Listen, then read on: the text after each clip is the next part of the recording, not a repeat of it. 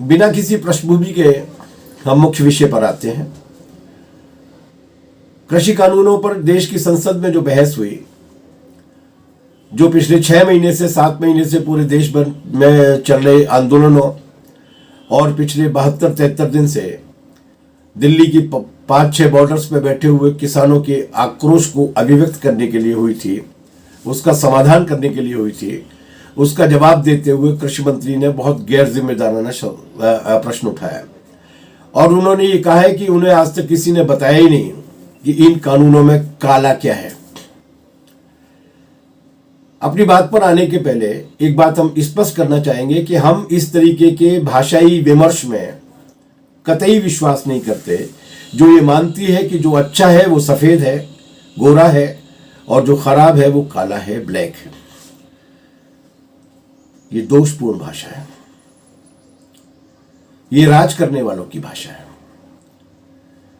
ये अंग्रेजों द्वारा दी गई भाषा है जो ये मानते थे कि व्हाइट सुप्रीमेसी होती है, गोरों की श्रेष्ठता होती है, कालों की निकृष्टता होती है।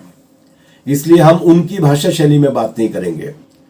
हम जो उन्होंने जानना चाहा है कि इन कानूनों में काला क्या है, हम काले की जगह घोटाले शब्द का इस्तेमाल करेंगे और उन्हें ये बताने की कोशिश करेंगे कि इन कानूनों में घोटाला क्या है।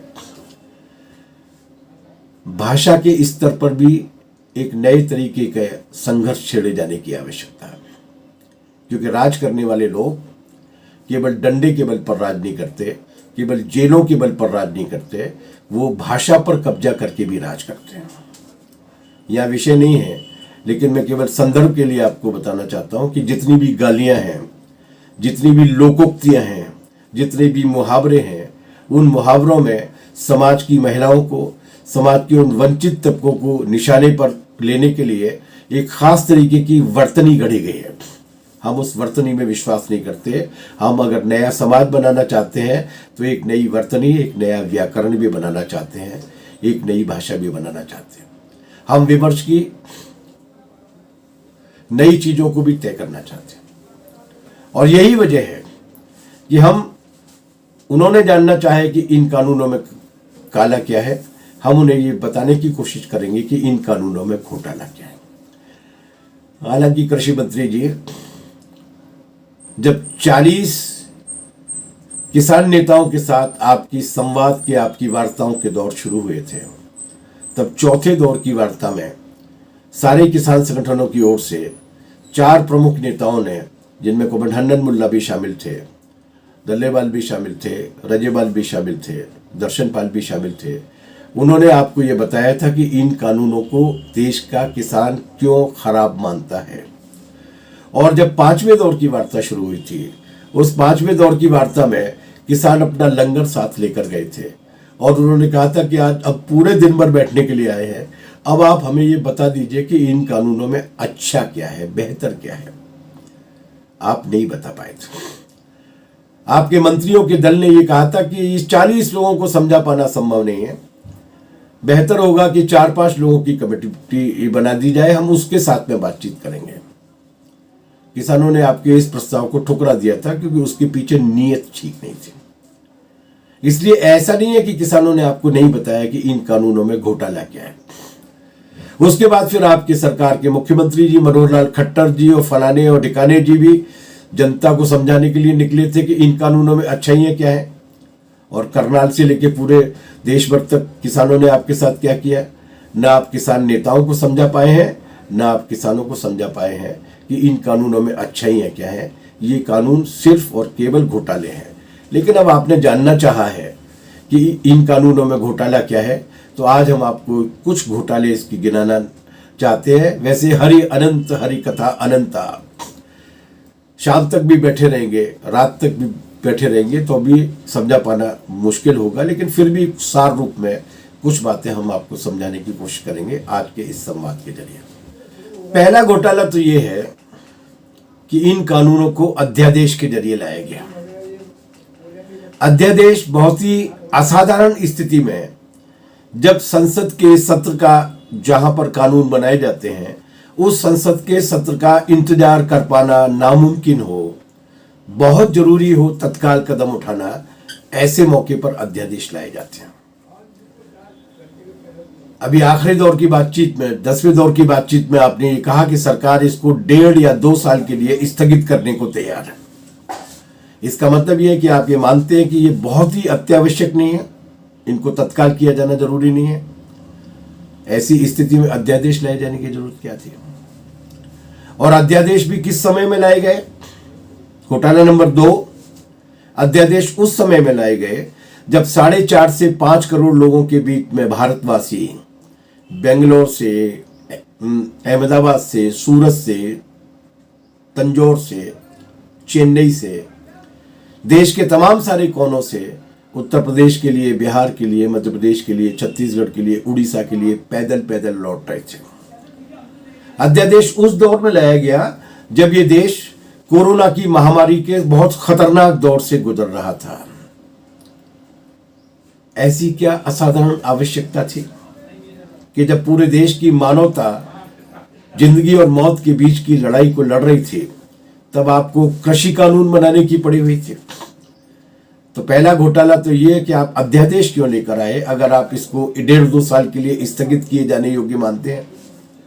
दूसरा घोटाला ये है कि आप अध्यादेश ऐसे दौर में लेकर क्यों आए जब इस देश को राहत की जरूरत थी, जब इस देश को दवाइयों की जरूरत थी, जब इस देश को रोटी की जरूरत थी, जब इस देश के बेरोजगार हुए 14-15 करोड़ लोगों को आर्थिक राहत की जरूरत थी ताकि वो जीवित रह सकें। और तीसरा घोटाला ये है कि इस अध्यादेश को लाए आप उन किसानों के लिए जो कोरोना के काल में मैन्युफैक्चरिंग में गिरावट थी, कोरोना के काल में सर्विस सेक्टर में गिरावट थी, कोरोना के काल में माइनिंग सेक्टर में गिरावट थी। देश की प्रगति के और विकास के जितने भी सूचकांक हैं सब नीचे जा रहे थे। केवल किसान था जो उस कोरोना की महामारी के बावजूद अपनी खेती में लगा हुआ था, कटाई कर रहा था, गहाई कर रहा था, इकट्ठा करके उस अनाज को देश के गोदामों तक पहुंचा रहा था ताकि देश की जनता भूखों न मरे। आपके प्रधानमंत्री जी ने भी अपने भाषण में कहा था कि भारत इस देश के किसानों का ऋणी है जिसने किसी की थाली खाली नहीं रहने दी।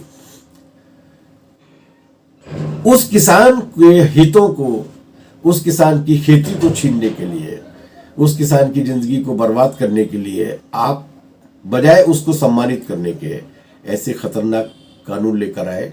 तीसरा घोटाला ये है। चौथा घोटाला है राज्यसभा में इसे पारित कराने का अत्यंत शर्मनाक तरीका। हम संयमित भाषा का इस्तेमाल करेंगे क्योंकि संसदीय लोकतंत्र की एक गरिमा होती है। क्या तरीका था? राज्यसभा के नियम ये कहते हैं कि अगर कोई एक सांसद भी किसी कानून पर मतदान कराए जाने की मांग करता है तो वोटिंग करानी पड़ेगी। 20 सांसद खड़े हुए थे, 11 सांसदों को निलंबित किया गया। अखिल भारतीय किसान सभा के जॉइंट सेक्रेटरी के रागेश राज्यसभा के सदस्य हैं, इनमरम करीम राज्यसभा के सदस्य हैं। वो उन 6 सांसदों में से एक थे जिनको निलंबित किया गया क्योंकि वो मतदान कराए जाने की मांग कर रहे थे। राज्यसभा के नियम के हिसाब से मतदान कराया जाना जरूरी था, लेकिन मतदान नहीं कराया गया क्योंकि आपकी सरकार को यह पता था कि राज्यसभा में अगर वोट डलेंगे तो ये कानून पास नहीं हो पाएगा। ये बड़ा घोटाला है। ये ऐसा घोटाला है जिसने इस देश में संसदीय लोकतंत्र की गरिमा को खंडित ही नहीं किया, आने वाले दिनों के लिए इस देश की पार्लियामेंट्री डेमोक्रेसी के लिए उसको तानाशाही के कब्जे में ले जाने के लिए किया है।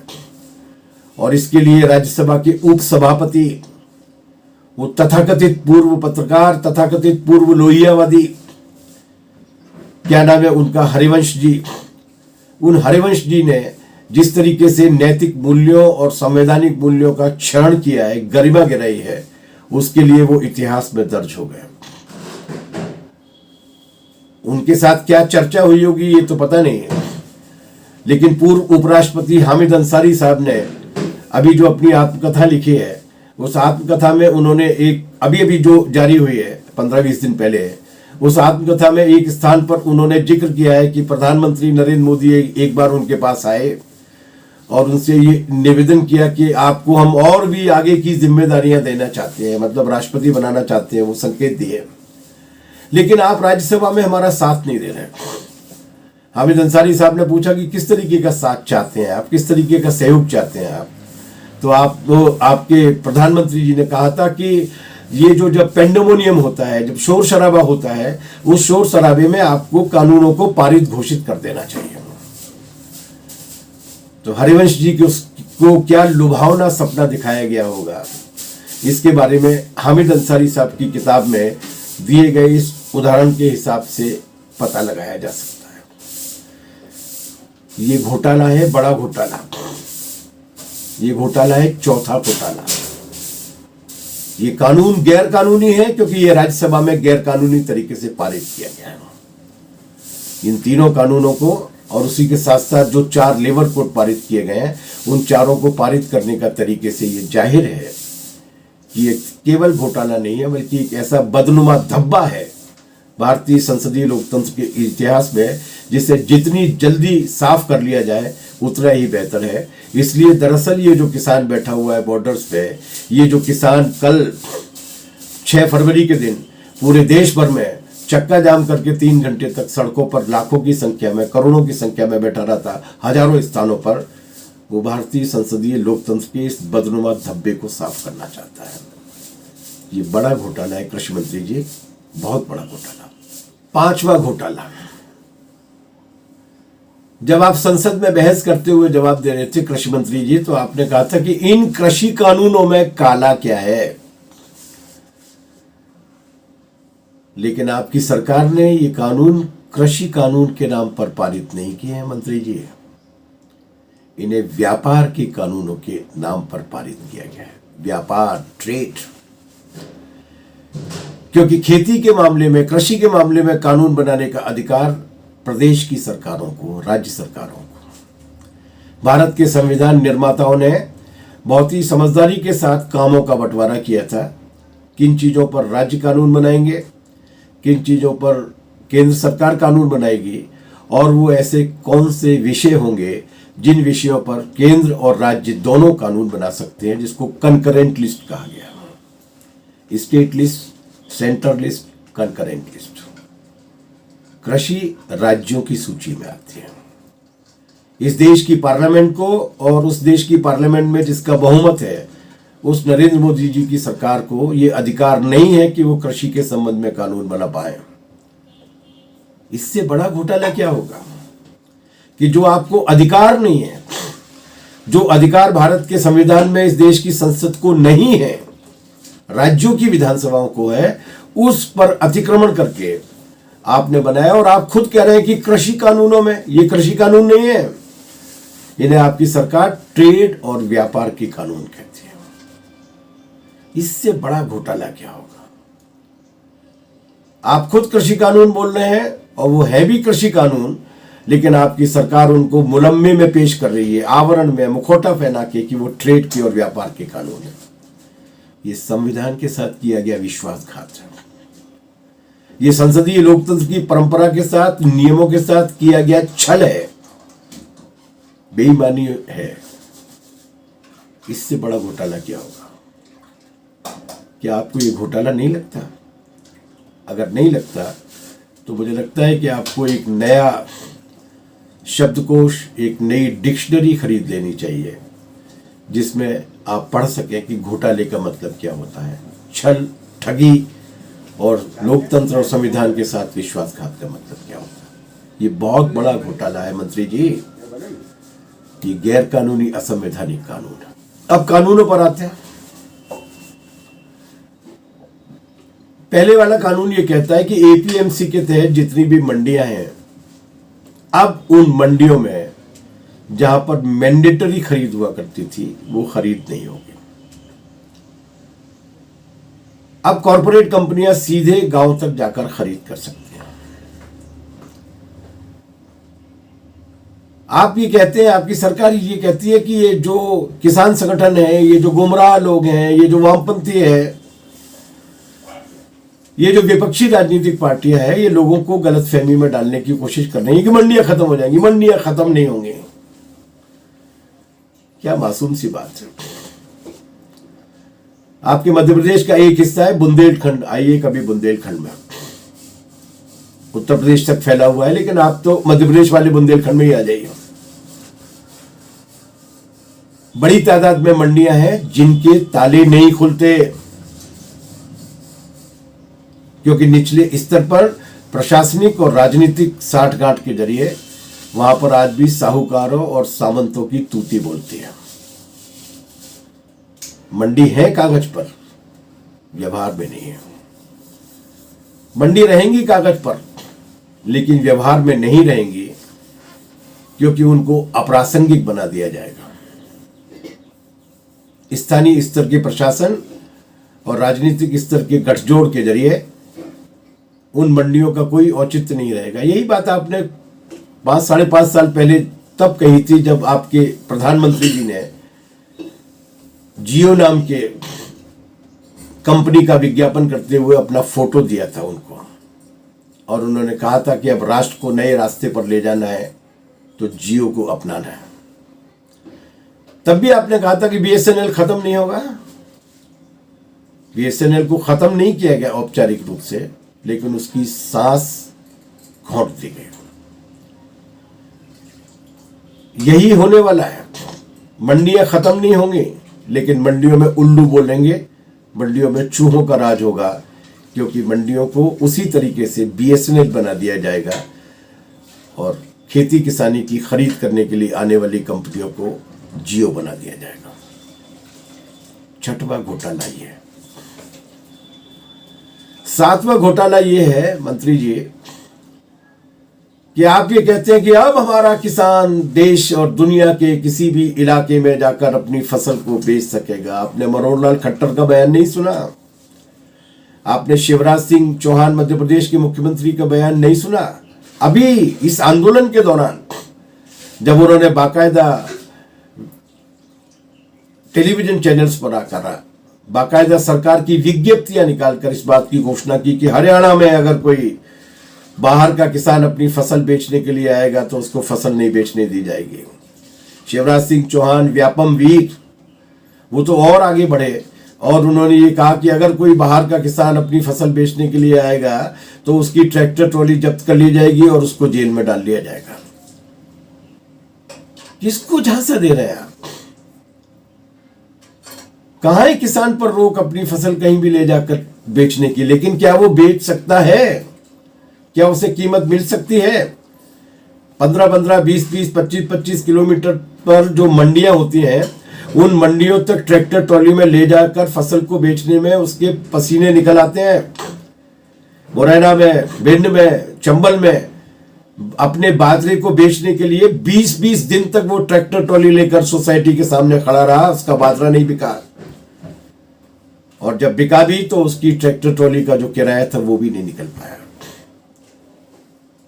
वो बंबई जाएगा बेचने के लिए, वो चेन्नई और बेंगलोर जाएगा बेचने के लिए।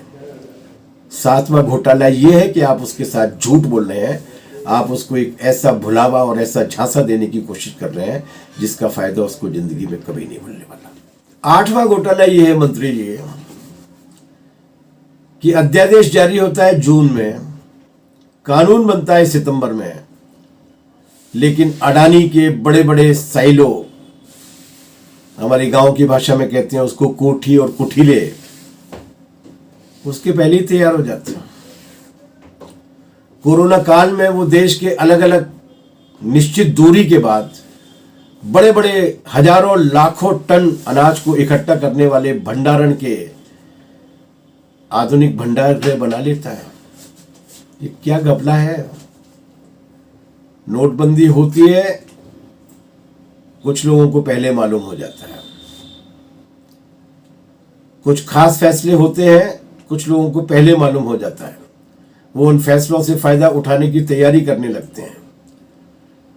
कृषि के कानून आते हैं, अभी कानून का अध्यादेश जारी नहीं हुआ है, उस अध्यादेश को कानून में बदलने में अभी समय लगने वाला है, लेकिन इसके पहले ही आपके चहेते अडानी और अंबानी उस मार्केट में दाखिल होने की तैयारी कर लेते हैं। ये किसकी सरकार है? फैसला आप ले रहे हैं या फैसला वो ले रहा है अपनी तैयारियों को पूरी करने के बाद? इससे बड़ा घोटाला क्या होगा कि आई एक सरकार कुछ कॉरपोरेट कंपनियों के चाकर और बुहारने वालों के तरीके से काम कर रहे हो। और उससे भी ज्यादा बड़ा घोटाला मंत्री जी ये है कि अगर एपीएमसी की मंडियां बंद हो जाएंगी, सरकारी खरीद बंद हो जाएगी। अगर सरकारी खरीद बंद हो जाएगी तो सरकारी खरीद के बाद जो भंडारण का काम किया जाता है, अभी एफसीआई के गोदाम में 7.5 करोड़ टन से ज्यादा अनाज उपलब्ध रहता है, वो उपलब्धता समाप्त हो जाएगी। नतीजा 3 तरीके से निकलेगा। देश की 65% से ज्यादा गरीब जनता जो राशन प्रणाली के जरिए मिलने वाले गेहूं, चावल और खाद्यान्न पर निर्भर रहती है, उस पर जिंदा रहती है, उसे खाद्यान्न कहां से बांटेंगे? अडानी से खरीद के, अमेरिका की कारगिल और मॉन्सेंटो कंपनियों से मंगा के, अंबानी जी से लेके। सार्वजनिक वितरण प्रणाली पूरी तरीके से ठप हो जाएगी क्योंकि सरकार के पास बांटने के लिए अनाज नहीं होगा। और जब जनता भूखों मरेगी उस वक्त आप फर्जी राष्ट्रवाद का कोई नारा लेकर आएंगे और कहेंगे कि एक तरफ सीमा पर सैनिक खड़ा है और तुम राशन की, गेहूं और चावल की मांग करते हो। ये घोटाला ही नहीं है, ये ठगी और धूर्तता है। और दूसरा असर ये होने वाला है कि ये जितने भी स्टॉक होते थे, गवर्नमेंट स्टॉक्स, सरकार के गोदामों में रखे हुए खाद्यान्न, वो एक डेटरेंट का काम करते थे, वो एक ब्रेक का काम करते थे बाजार में कीमतों को बढ़ने से रोकने के लिए। एक रिजर्व रहता था कि अगर एक सीमा से ज्यादा कीमत अगर होगी या कोई महामारी आ जाएगी, ऐसी स्थिति में इस देश की जनता को खिलाने के लिए हमारे पास है, एक सीमा से ज्यादा कीमतें नहीं बढ़ेंगी। आपने उन भंडारणों को खत्म करके इस देश की खाद्यान्न सुरक्षा को असुरक्षित बनाने का काम किया है। भारत को 1965 से पहले वाले उस युग में पहुंचाने का काम किया है जब ये देश शिप टू माउथ था।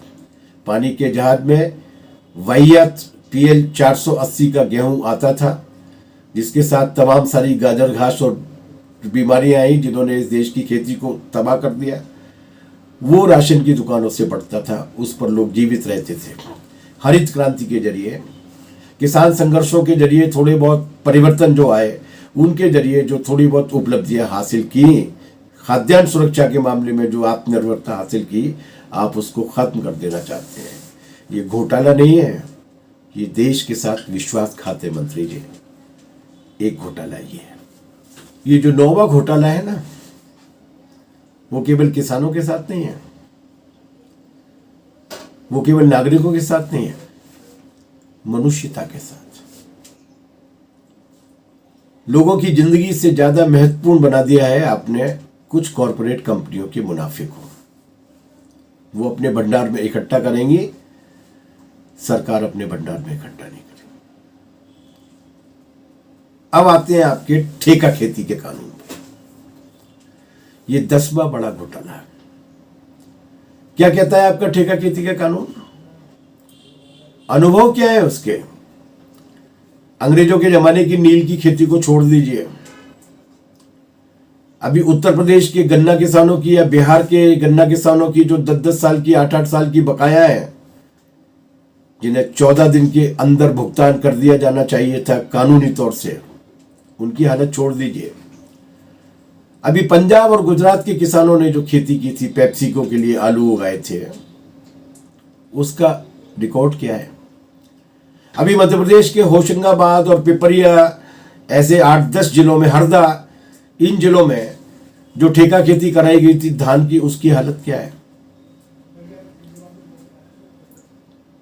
ठेका कंपनियों ने उनको महंगी कीमत पर बीज दिए, महंगी कीमत पर खाद दिया, कीटनाशक दिए, एक कीमत तय की गई जिस कीमत पर उनके धान या आलू को खरीदा जाना था, और जब वो धान या आलू निकल कर आया तब तक बाजार में कीमत कम हो गई, तो उन्होंने उन अपनी ही कॉन्ट्रैक्ट की गई खेती से उपज को खरीदने से मना कर दिया।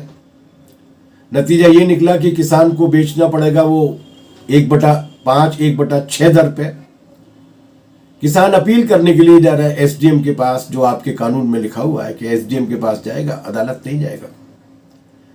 एसडीएम सुनवाई नहीं करता, कलेक्टर के पास जाता है। कलेक्टर ये कहता है कि ये घोटाला केवल एक जिले में नहीं हुआ है, वो पैसा लेके भाग गई है कंपनी, तो ये 4-5 जिलों में हुआ है, इसलिए मेरे हाथ में नहीं है, मैं केवल एक जिले का कलेक्टर हूं। और नतीजा क्या निकलता है?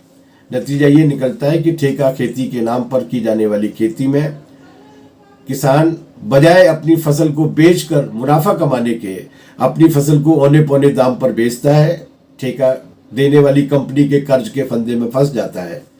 आप ये कहते हैं कि कानून में कहीं नहीं लिखा कि जमीन छीन ली जाएगी, कानून में नहीं लिखा, लेकिन उधारी अगर चढ़ जाएगी उसके ऊपर, उस ठेकेदार कंपनी की, उस उधारी को वसूल करने के लिए अगर वो कंपनी अदालत में जाएगी, तो उसके बाद आरआरसी नाम की एक चीज होती है, आपने सुनी है? चालू भाषा में कहते हैं उसको कुर्की वारंट। आपकी सरकार रोकेगी उसको आगे। ठेका खेती के तजुर्बे भारत में ही नहीं पूरी दुनिया भर में ये है कि अंततः किसान लुटता है, उसकी जमीन उसके हाथ से जाती है और वो तथाकथित ठेकेदार कंपनी जो है वो 10,000, 20,000, 50,000 एकड़ के फार्म हाउस पर आधुनिक तरीके से खेती करने के लिए आ जाती है। उस खेत का जो मालिक था वो उस खेत का मजदूर भी नहीं बन पाता। ये है 10वां महाघोटाला।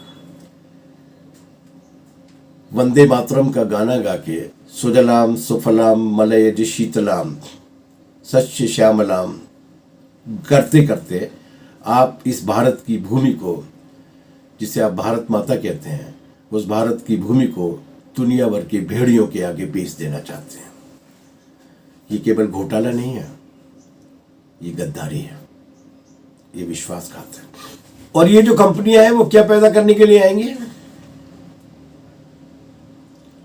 लोगों की थाली के लिए सामान, गेहूं, दाल, चावल, सब्जियां पैदा करने के लिए आएंगे। ये बाजार के लिए माल पैदा करेंगे मंत्री जी, बाजार के लिए, अंतरराष्ट्रीय बाजार के लिए। अभी पिछले सालों की बात है, मैक्सवर्थ नाम की एक अमेरिकी कंपनी आई थी जिससे चंबल के किनारे की सारी जमीन 25,000 हेक्टेयर देने का फैसला लिया था सरकार ने। किसान सभा के कार्यकर्ताओं ने एक कोने से, चंबल के एक कोने से, मध्य प्रदेश के चंबल के एक कोने से लेकर दूसरे कोने तक पदयात्रा की थी, जिनकी तस्वीर लगी हुई है पीछे। कॉमरेड बहादुर सिंह धाकड़, कॉमरेड अशोक तिवारी, कॉमरेड गयाराम सिंह धाकड़, कॉमरेड मुन्नेखा टेलर, कॉमरेड गणेश मरैया मई जून की तपती हुई गर्मियों में चंबल की रेत पे घूमे थे, आसपास के गांव को जगाया था। सरकार को मजबूर कर दिया था कि मैक्सवर्थ नाम की कंपनी को चंबल की बीहड़ की जमीन नहीं दी जाएगी। हम जीत गए थे लड़ाई। हमने पूछा सरकार से कि ये क्या पैदा करने के लिए आए? जबरदस्त सरसों पैदा होती है वहां पर, बढ़िया गेहूं की फसल होती है वहां, गन्ना भी होता है वहां, चंबल के किनारे की जमीन है, पानी की कोई कमी नहीं है, जोरदार फसल होती है। हमने पूछा था कि ये मैक्सवर्थ वाले आ काहे के लिए रहे, अमेरिकी कंपनी की क्या रुचि है यहाँ? उन्होंने बताया था कि ये यहाँ पे जटरोफा पैदा करेंगे, और रतन जोत कहते हैं उसको, खाने के काम आती है नहीं, ये बायोडीजल बनाने के काम आती है। वो बायोडीजल बनाएंगे क्योंकि जमीन के नीचे का डीजल एक सीमा से ज्यादा नहीं चलेगा, अपनी गाड़ियों को वो चला सके यूरोप में और अमेरिका में, इसके लिए डीजल बनेगा, बायोडीजल। वो पैदा करने वाले थे इत्र और फुलेल की खुशबू पैदा करने वाले फूल। उनके शरीर हमेशा खुशबू से महकते रहें, इसके लिए खाद्यान्न की फसल जहां हो सकती है उस खेती को चौपट किया जाएगा। वो बाजार के लिए माल पैदा करने के लिए आएंगे, अंतर्राष्ट्रीय बाजार के लिए माल पैदा करने के लिए आएंगे, इस देश की जरूरत के हिसाब से माल पैदा करने के लिए नहीं आएंगे। ये 11वां घोटाला है मंत्री जी। अपने लोगों की रोटी और भात और दाल को छीन कर उनके बायोडीजल में और उनके शरीर की महकती हुई खुशबू में तब्दील कर देना है, मनुष्य नहीं सोच सकता। इसके लिए मनुष्येतर होने की आवश्यकता है। इसके लिए कुछ इस तरीके का अपराधी दिमाग चाहिए जो अपने देश की जनता की भूख से ज्यादा कीमती अपने आकाओं की सुविधाओं और अय्याशियों को मानता हो। बहुत जघन्य घोटाला है मंत्री जी। कभी आराम के साथ बैठकर सोचिएगा कि कर क्या रहे हैं आप। 12वां घोटाला 1955 में बना था आवश्यक वस्तु कानून, इसेंशियल कमोडिटी एक्ट, कालाबाजारी रोकने के लिए। यह माना गया था आजादी के बाद, आजादी बहुत पुरानी नहीं हुई थी, केवल 8 साल हुए थे आजाद हुए थे, अनाज के गोदामों में भरे रहते थे भंडार, जनता को नहीं मिलते थे। द्वितीय विश्व युद्ध का तजुर्बा देख चुका था ये देश और दुनिया कि किस तरीके से युद्धों को मुनाफे का जरिया बना लेते हैं बड़े बड़े लोग। आज विषय नहीं है, वरना आपके ये डालमिया से लेकर बिरला और टाटा तक ने करोड़ों लोगों की जिंदगी की कीमत पर किस तरीके से पहले और दूसरे विश्व युद्ध में छप्पर फाड़ मुनाफे कमाए हैं, उस पर कभी बाद में चर्चा करेंगे। वैसे भी आपकी समझ में ये बातें नहीं आएंगी। लेकिन उसके बाद सरकार ने ये कानून बनाया कि जो वस्तुएं, जो जिन्स हैं मनुष्य के जिंदा रहने के लिए जरूरी हैं, उसकी कालाबाजारी नहीं होगी, उस पर मुनाफाखोरी नहीं होगी। और मुनाफाखोरी और कालाबाजारी की जड़ क्या है? मुनाफाखोरी और कालाबाजारी की जड़ है बाजार में नकली कमी पैदा कर देना। कोरोना के काल में लोग देख चुके हैं कि सामान्य जरूरत की चीजों की कीमतें कितनी ज्यादा हो गई थी। चीजें कम नहीं थी, लेकिन बाजार में कम हो गई थी किसी और कारण से। और इसीलिए तय किया गया था कि ये 7 चीजें हैं, जो 7 वस्तुएं हैं, 7 जिन्स हैं, एक मनुष्य के जिंदा रहने के लिए जरूरी है। उनको एक सीमा से ज्यादा जमा नहीं किया जा सकता। उसके लिए एक सीमा तय की थी, 25 टन 28 टन से ज्यादा नहीं होगा। क्या था वो? इस देश की बहुसंख्या है जो रोटी खाती है, इसलिए गेहूं था। इस देश का एक बड़ा हिस्सा है जो चावल खाता है, इसलिए धान था। गेहूं और चावल दोनों को खाने के लिए तीसरी चीज की आवश्यकता होती है, दाल, तो दाल थी। इन तीनों चीजों को खाने योग्य बनाने के लिए आवश्यकता होती है तेल की, तो तेल था, तेलहन थी। इसके अलावा जो 2 आवश्यक सब्जियां हैं, प्याज और आलू, वो भी थे। गेहूं, धान, दाल, तेल, तिलहन, आलू, प्याज, और एक और 7वीं आवश्यकता है जो बच्चों से लेकर बुजुर्गों तक बहुत जरूरी होती है, स्वाद के लिए तो कम से कम होती ही है, चीनी, शक्कर। इनको एक सीमा से ज्यादा भंडारण नहीं किया जा सकता। ये कानून था, आपने वो कानून ही खत्म कर दिया। इतना सामान्य सा अर्थशास्त्र या बाजार आपकी समझ में नहीं आता मंत्री जी कि इससे बड़ा घोटाला क्या होगा। ये 12वां घोटाला है कि कुछ लाख टन गेहूं इकट्ठा होगा, कुछ करोड़ टन चावल इकट्ठा होगा, कई करोड़ टन चीनी इकट्ठा होगी। अडानी और अंबानी के गोदाम में बाजार में कमी हो जाएगी। सरकार खरीद बंद कर चुकी है, तो सरकार के गोदाम में कुछ होगा नहीं, चूहों को छोड़ के। जिस कीमत पर वो बेचना चाहेंगे उस कीमत पर बेचेंगे। और किस कीमत पर बेचते हैं? अंबानी की रिलायंस मॉल में चले जाइए, अडानी की दुकानों पर चले जाइए। इन बहुराष्ट्रीय कंपनियों ने जो खुदरा व्यापार में अपना कब्जा कायम किया है, आपकी मेहरबानी की वजह से, राष्ट्रीय स्वयंसेवक संघ के नेतृत्व में चलने वाली भारतीय जनता पार्टी की सरकार की मेहरबानी की वजह से। देख लीजिए किस कीमत पर मिल रहा है। 7 रुपए किलो में बिक रहा है मक्का और 70 रुपए किलो में मिल रहा है मक्के का आटा। इससे बड़ा घोटाला क्या हो सकता है? आप इस देश की 135 करोड़ जनता को मारना चाहते हैं ताकि इस देश के 5-7 लोगों के मुनाफे बढ़ सके। और 13वां घोटाला, इस देश के राष्ट्रपति के निर्णय की न्यायिक समीक्षा की जा सकती है। इस देश के सुप्रीम कोर्ट के जजेस के फैसलों की न्यायिक समीक्षा की जा सकती है। उनके खिलाफ विशेष प्रक्रिया का पालन करने के बाद मुकदमे कायम किए जा सकते हैं, न्यायालय में जाया जा सकता है। मगर आपकी सरकार ने ये जो तथाकथित कृषि कानून के नाम पर जो व्यापार कानून बनाए हैं, उनमें अगर अनाज खरीदने वाली कंपनी किसान का भुगतान नहीं करती और पैसा लेके भाग जाती है, तो किसान अदालत नहीं जा सकता।